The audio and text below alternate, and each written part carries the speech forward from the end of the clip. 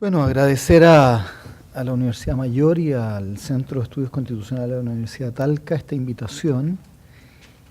Y yo no quiero sufrir el síndrome Ramiro Mendoza para estos efectos. Entonces,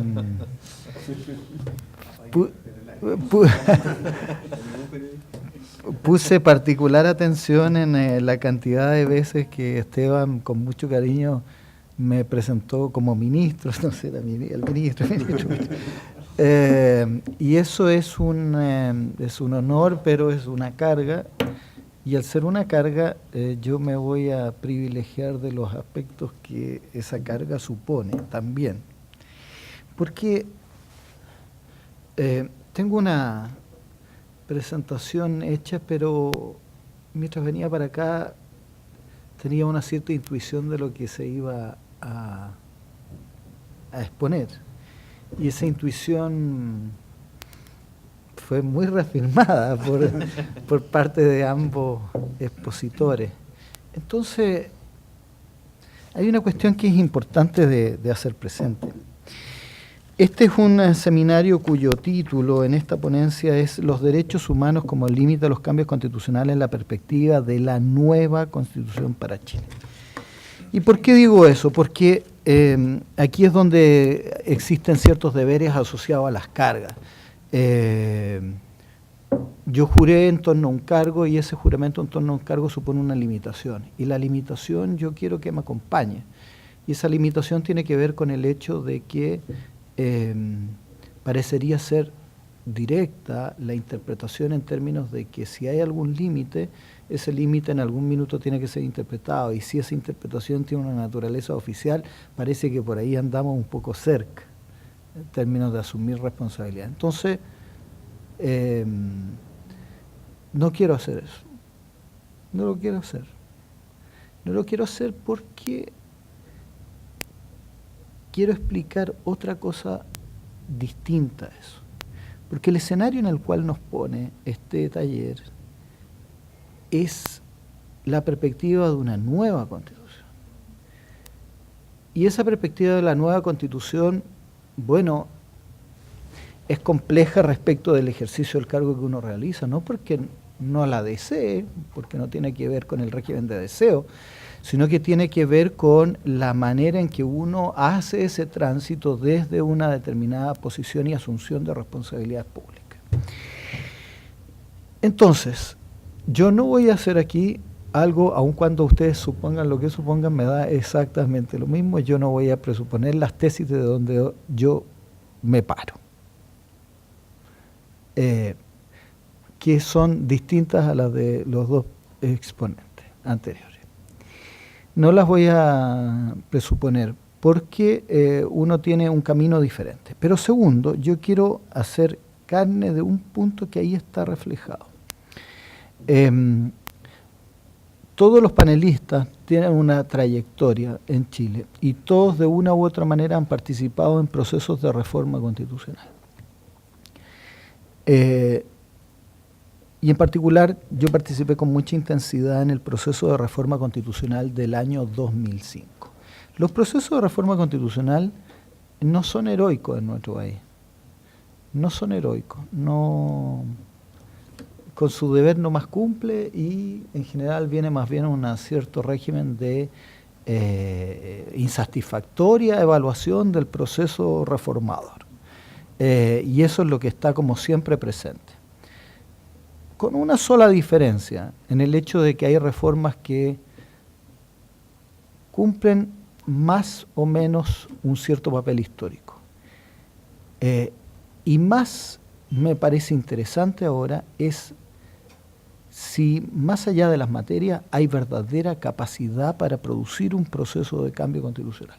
Creo que en eso uno sí que tiene que poner atención, porque muchas veces los escenarios en los cuales se plantean las cosas son escenarios en donde uno presupone puras dimensiones jurídicas, en circunstancias de que lo que estamos hablando, ese tránsito de lo que los profesores explicaron, los cuales los tres estamos de acuerdo, en la distinción entre poder constituyente originario y poder constituyente derivado, poderes ilimitados y poderes limitados, es el punto exacto en donde la política no alcanza a ser derecho y el derecho no se desvanece de la política. Y ese es un punto que supone mirar muy fríamente los procesos de dinámica política y verificar cómo se producen cambios constitucionales reales. Eso es lo que, por lo menos en este contexto, a mí me importa. Y por ende, no se resuelve si en un sentido interpretamos el artículo 5 de la Constitución o si lo interpretamos en otro sentido. Porque de lo que uno debe aprender es cómo esa dinámica política, en donde hay ejercicios de un poder de revisión fuerte, del poder máximo de revisión que el ordenamiento le entrega a aquellos que tienen esa manija, se utiliza, y con qué herramientas se utiliza y con qué tesis jurídica se utiliza. Entonces esa es mi primera aproximación. Mi primera aproximación es recordando cómo se realizaron los procesos de reforma constitucionales y que en Chile, además debo decir, son muy, muy lentos. En Chile la política es una política lenta. Es una política lenta que madura a paso lento en general. Dicho eso, segunda cuestión. Creo que por ahora, uno puede auxiliarse en lo que los ordenamientos constitucionales dicen respecto del poder de revisión. Pero hay una cuestión que no tocaron los profesores. Ellos debaten sobre si existe o no límites. En un punto estuvieron de acuerdo en el hecho de que hay límites formales, y en un punto discuerdan absolutamente, en que el profesor Nogueira extiende la tesis a los límites sustanciales. Esos límites sustanciales uno los debe ver operar. Entonces, ¿cómo se operan esos límites en un proceso de revisión constitucional? Lo primero que debo decir es que parece ser que hay un supuesto no escrito. Y ese supuesto no escrito es que respecto de esos límites, ya que los hay, sean formales o sustanciales, hay un actor que los interpreta. Y ese actor normalmente va a ser un tribunal constitucional, normalmente. Yo quiero decir que esa tesis no la comparto. No es lógico decir, hay límites y por ende hay que interpretar, el que debe interpretar esos límites es el Tribunal Constitucional. Eso no es cierto.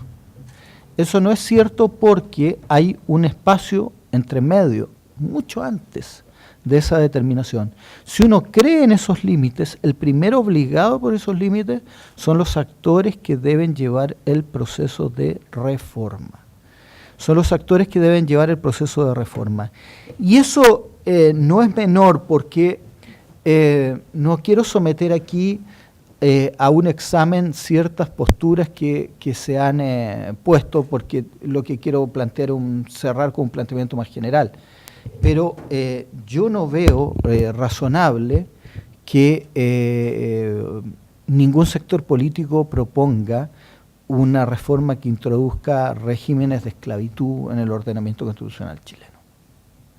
Y si uno va paso a paso, no va a encontrar esas posturas. No las va a encontrar. Y no las va a encontrar porque hay un límite operando.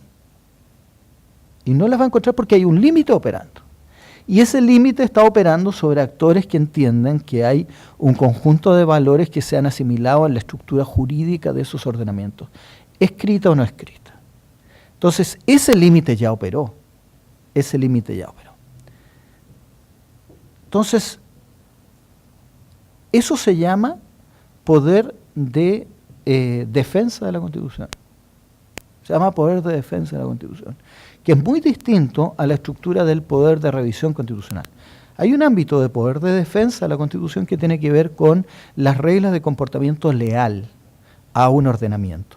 Y dentro de las reglas de comportamiento leal a un ordenamiento hay reglas sustantivas sobre los valores sobre los cuales está supeditado ese ordenamiento, y también hay reglas formales respecto de los actores sobre los cuales está depositada la confianza en ese ordenamiento.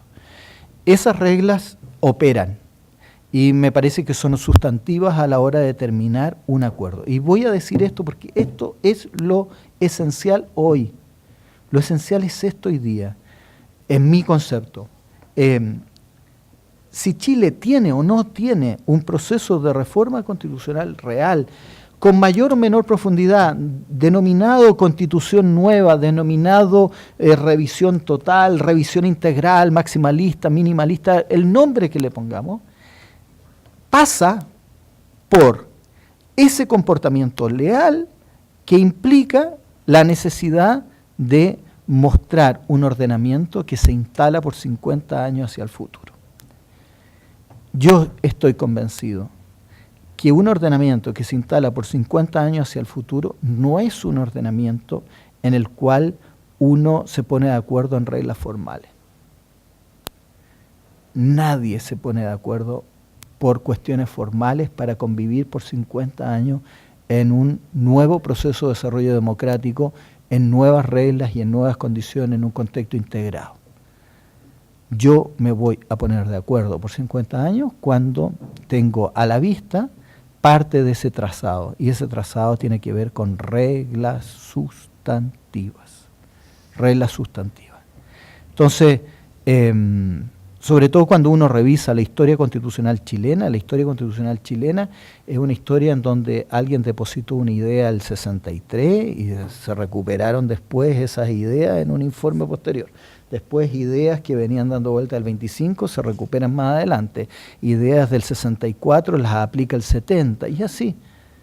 Ideas que sedimentan un nuevo proceso constitucional. Esas y hoy, o las críticas del 80, de toda la década del 80, que instalaron todo el proceso de reforma posterior.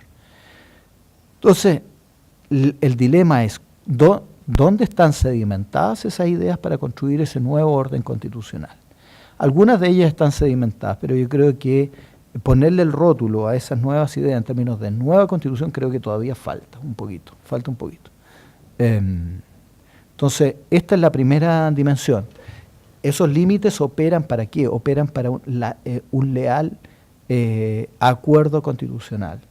Un acuerdo constitucional que ojalá se propicie en términos más amplios, abiertos, tolerantes, de profundización del proceso democrático chileno, con una posibilidad en donde no haya un auténtico cambio en los ejes del acuerdo, en donde no sea constituciones del miedo que construyen poder de seguridad, sino que constituciones con espacios de desarrollo de derechos fundamentales que depositan los conflictos en órganos jurisdiccionales en último término. Dicho eso, dicho esos límites que operan, me van a decir, bueno, puede ser un poco ingenuo sostener de que no se pueden propiciar reformas inconstitucionales. Puede ser un poco ingenuo decir, bueno, pero en una de esas se propician reformas inconstitucionales. Veamos un poco lo que ha pasado. Estuvimos discutiendo un poco antes una cuestión que en mi concepto es una de las más graves reformas constitucionales que Chile ha aprobado, que fue la reforma constitucional que estableció el voto voluntario. Una de las más graves reformas constitucionales. Cuando uno lo decía en términos de grave, recuerdo haber estado desde comienzo de la década del 2000 con mucha gente que uno comparte ciertas tesis doctrinarias y muchos más, darse cuenta de que eso iba a debilitar un régimen de ciudadanía, el régimen cívico, y dejaba una porción del electorado fuera y reconstruía la noción de electorado, la reconstruía permanentemente. Bueno, pero eso fue desestimado por algún momento y por supuesto que fue desestimado por las encuestas, completamente desestimado por las encuestas. Un juez podría, solo en torno a un punto de una reforma que establece el voto voluntario, levantar la idea de que eso es inconstitucional porque significa, y estoy simplemente pensando una de las tesis, John Harelli, principios de participación política como el régimen básico para objeto de discutir las cuestiones esenciales en un régimen democrático, que eso era parte de la fórmula política, el electorado. Yo creo que podríamos hasta discutir que eso era parte un poco de la fórmula política, esa tesis. Pero levantarlo en una discusión jurisdiccional, nadie lo hizo. Nadie lo hizo en una dimensión, en una discusión jurisdiccional. Nadie lo hizo. Y es francamente insostenible que en la dimensión jurisdiccional a veces se produzcan este tipo de debate. Y yo aquí traigo a colación otras dimensiones o otras discusiones jurisdiccionales. Es interesante revisar algunas jurisdicciones constitucionales. Hay jurisdicciones constitucionales que prohíben derechamente discutirle a los jueces las reformas constitucionales. India tiene una norma constitucional que lo hace eso. O a veces la justicia constitucional ha llegado a decisiones para decirle, no, los jueces no pueden discutir esto. El Consejo Constitucional francés lo ha hecho en 3 oportunidades. Le ha establecido algunas reglas que no pueden discutir, sobre todo cuando esos procesos de reforma constitucional vienen precedidos por intervenciones con referéndum. Después, entonces, claro, tenemos posturas negadoras. Veamos las otras posturas.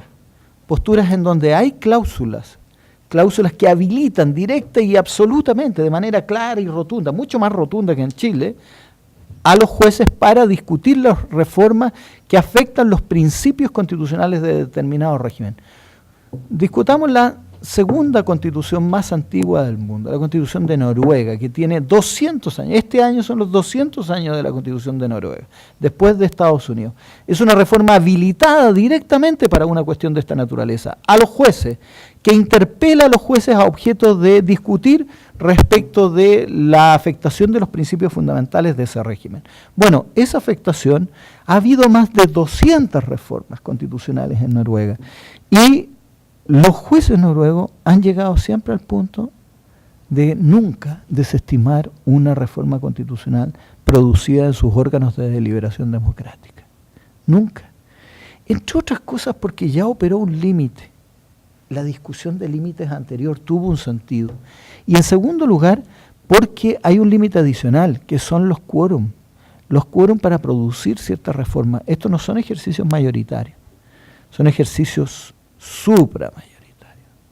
supramayoritarios, que es en el caso chileno. Entonces, producir esos procesos de reforma no son sencillos. Curiosamente, hay otras constituciones que tienen el mismo dilema y que han tenido procedimientos y que siempre llegan a tener apreciaciones particularmente formales, autocontenidas, de ejercicio de contención para verificar esos límites. Estoy pensando en Turquía, en donde un solo procedimiento relativo al velo entraron en un elemento de fondo, pero normalmente entran en cuestiones de forma. Entonces, ¿qué hicieron algunos ordenamientos constitucionales nuevos? Los ordenamientos que surgieron después de la crisis de Europa Oriental, la caída del muro de Berlín, y todos esos nuevos ordenamientos constitucionales de Europa Oriental con una enorme influencia germánica. La enorme influencia germánica con cláusulas intangibles en el orden constitucional. ¿Qué fue lo que hicieron? Bueno, ¿saben qué? ¿Por qué no le damos competencia directa, en algunos casos, a los tribunales constitucionales a objeto de verificar las reformas que se proponen en el Congreso? Y estoy pensando que la República de Moldova, perdonen los ejemplos, pero son los ejemplos que tenemos, que la República de Moldova introdujo una cláusula en donde se ponen de acuerdo en una reforma constitucional. Esa reforma constitucional se va al Tribunal Constitucional para su examen formal y de contenido, y si le parece y se hacen correcciones, vuelve a el acuerdo en términos de el procedimiento de reforma. El punto es que en la República de Moldova el acuerdo es entre el Congreso y el presidente, y una vez acordado eso, se la envían al Tribunal Constitucional. Con el pase del Tribunal Constitucional avanza la reforma. ¿Cuál es el punto concreto? Curiosamente, intervenciones en donde aparece este rol preventivo de los organismos constitucionales a objeto de hacer jurisdicción. El punto es que en esos casos, hay un caso dramático en donde llegaron a un acuerdo, le enviaron y el Tribunal Constitucional hizo observaciones que modificaron la reforma. Bueno, como volvió la reforma, intentaron buscar un nuevo proceso de reforma. Ese nuevo proceso de reforma era bastante inviable porque fue el Tribunal Constitucional en definitiva el que estableció cuál era la modalidad de reforma constitucional que se estaba estableciendo, la nueva cláusula. Al final el Senado decidió acoger la propuesta del Tribunal Constitucional, que se parecía bastante al Senado, y tuvieron crisis política entre el Senado y el Presidente de la República.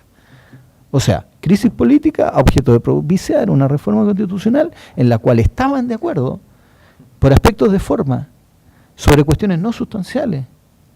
Entonces, creo que uno debe respetar los procedimientos y respetar el efecto jurídico que generan los procedimientos. Sobre el tema del límite, las cuestiones tienen que estar particularmente claras, no porque no existan límites, sino porque existen. Pero para que existan, deben estar claramente orientadas en esa perspectiva. Nuestra historia constitucional nos acompaña con 34 grandes oportunidades de reforma constitucional. Esta constitución ha sido reformulada en 34 oportunidades. Solo una vez hubo un requerimiento al Tribunal Constitucional sobre cuestiones de reforma constitucional. El Tribunal Constitucional de la época, el año 97, si no me equivoco, 96, decidió que por una cuestión de legitimación activa no correspondía pronunciarse.